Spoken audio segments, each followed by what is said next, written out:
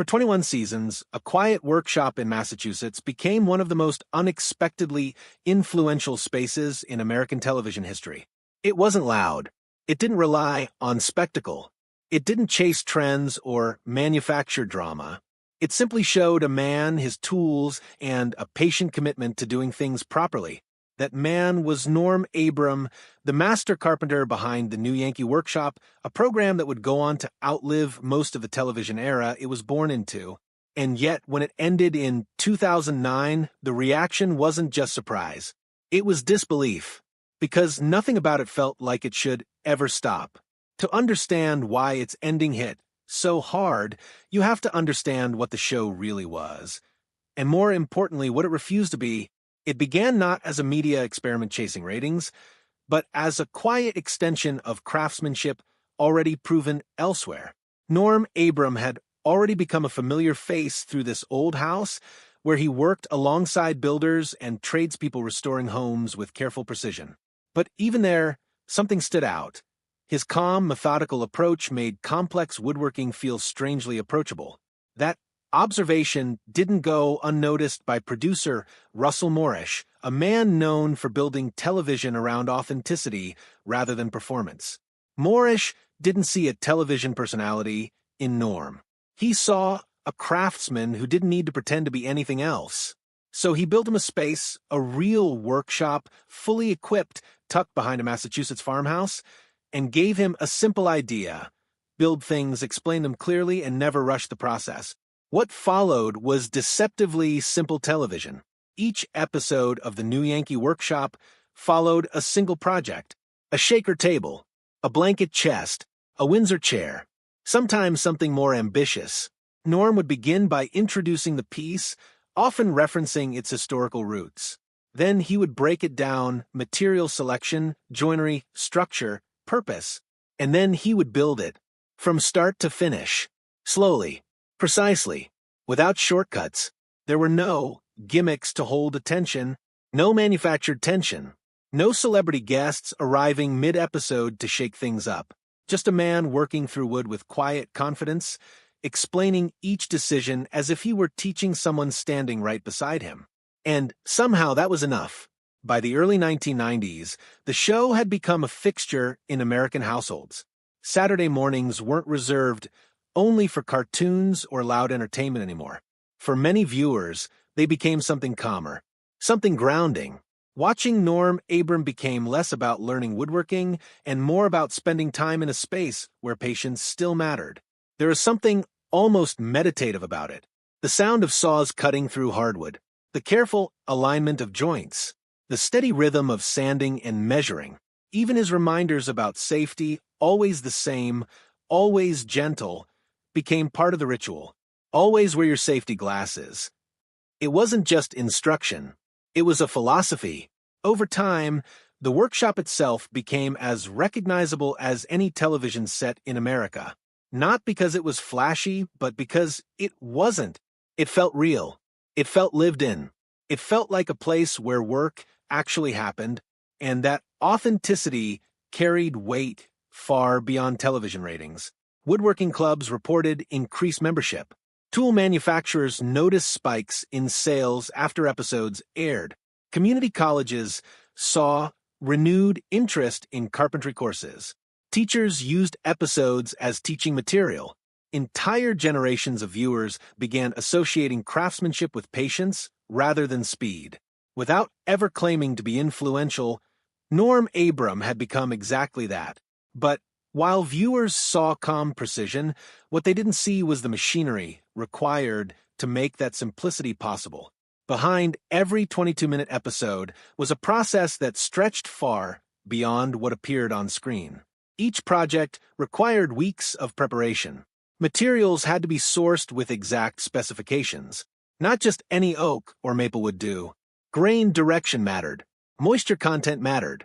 Even the physical dimensions of each board had to be accounted for before a single cut was made. Then came the design of the episode itself. Producers and crew had to decide how to translate a full woodworking process into something that could be followed in real time. Which steps would be shown in full? Which could be condensed without losing clarity? How do you maintain authenticity while still respecting the limits of broadcast time? And at the center of it all, Norm still had to do the work. Not simulate it, not demonstrate it, actually do it. Every cut viewers saw was a real cut. Every joint was real. Every mistake had to be corrected in real time. There were no backup versions waiting off camera. No digital corrections. No second takes disguised as first attempts. It was craftsmanship under observation, but not altered by it. That commitment to real work is what gave the show its credibility. People who understood woodworking could immediately recognize the difference. Nothing was exaggerated. Nothing was staged. And for viewers who had never touched a chisel in their lives, it still felt honest in a way they couldn't quite explain. But honesty, as it turns out, has a cost. For years, Norm Abram maintained an intense schedule. During production periods, he wasn't just filming the new Yankee Workshop. He was also contributing to this old house, moving between two demanding roles that each required full creative and physical commitment. One role asked him to collaborate. The other required him to lead entirely. On the workshop set, he was everything at once: designer, builder, instructor, and host. There was no separation between performance and labor. The job was the labor, and it wasn't occasional. It was sustained over decades. Hours turned into years.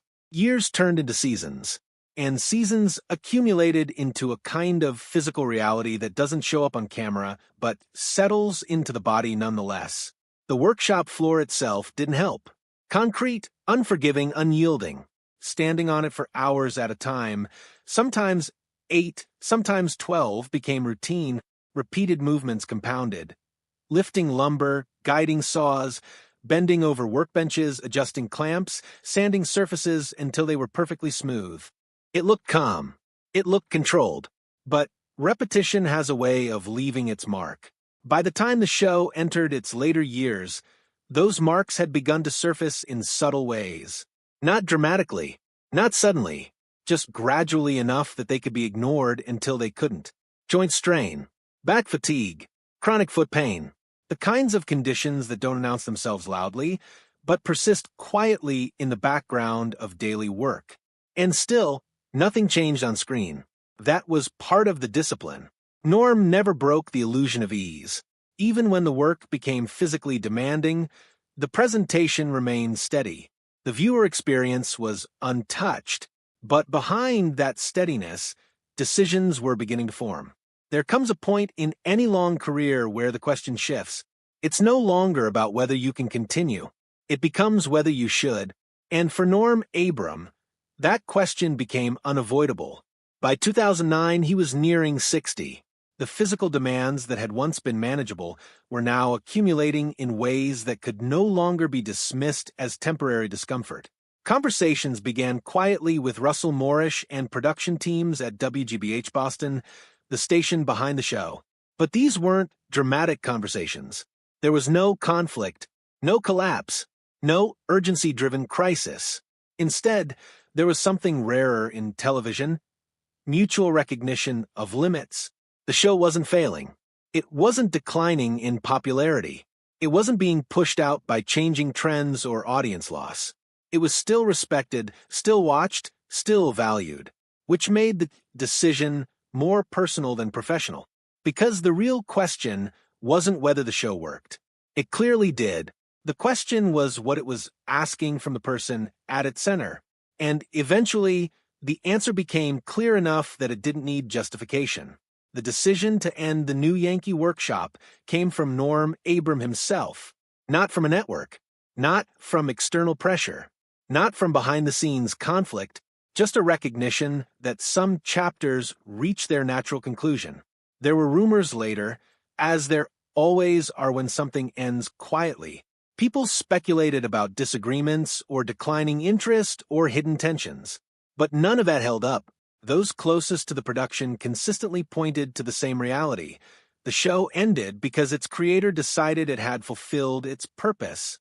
Norm himself addressed it with the same tone he carried throughout his career: direct, unembellished, without unnecessary drama.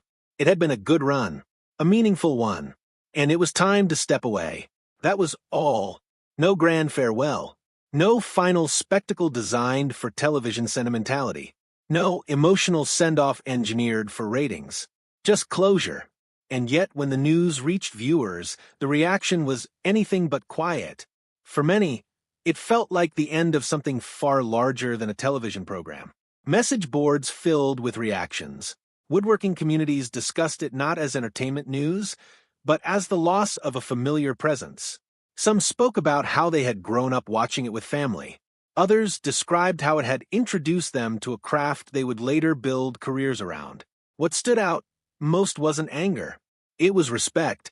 People understood, even if they hadn't been aware of the full physical toll, that something real had been given over those decades. And real things eventually require rest. The emotional response revealed something important. The show hadn't just taught skills. It had shaped habits of attention. It had taught people to slow down, to observe carefully, to value precision over speed. In a media environment increasingly driven by noise, that kind of influence is difficult to measure, but impossible to ignore. The legacy of the new Yankee Workshop wasn't just in the projects built on screen. It was in the projects built off-screen by viewers who took what they learned and applied it to their own lives. Thousands of pieces of furniture exist today because someone once watched Abram explain how to make them. Some of those pieces have been passed down through families. Others still sit in workshops, unfinished but started with confidence that didn't exist before. And then, years after the final episode aired, something unexpected happened. The entire series became accessible again through digital platforms. New viewers discovered it without nostalgia, without context, without memory, and still responded to it in much the same way. They described it as calming, focused, refreshing in its simplicity. In an era defined by acceleration, it offered something rare, permission to slow down. Norm's influence, it turned out, hadn't faded. It had simply changed audiences. As for Norm himself, stepping away from the workshop didn't mean stepping away from work entirely. He continued contributing to this old house, but in a reduced capacity that allowed him to remain connected without carrying the full physical burden he once did.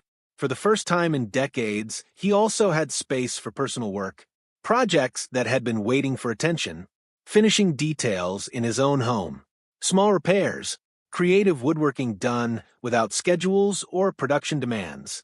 Work for the sake of work itself. He also participated in documentary projects and occasional educational appearances, always maintaining the same tone that defined his career: clarity over performance, substance over spectacle. Eventually, after more than 4 decades of television work, he fully retired from regular broadcasting. And even then, the workshop remained, still standing, still intact, a space where tools still existed not as props, but as instruments of real craft. From time to time, Norm returns to it, not to film, not to perform, but simply to build, quietly, naturally, without needing an audience. Because in the end, that's what defined the entire story. Not fame, not television success, not longevity in a competitive industry, but the simple act of continuing to build something real for as long as it made sense to do so. And when it didn't anymore, having the clarity to stop. That is why the ending of the new Yankee Workshop didn't feel like a loss in the traditional sense. It felt like completion, a finished piece of work, set down carefully, with nothing left unfinished in its intention. And perhaps that's the quiet reason it still resonates today. Because in a world that rarely knows when to stop, there is something deeply human about a story that simply says, "This was enough.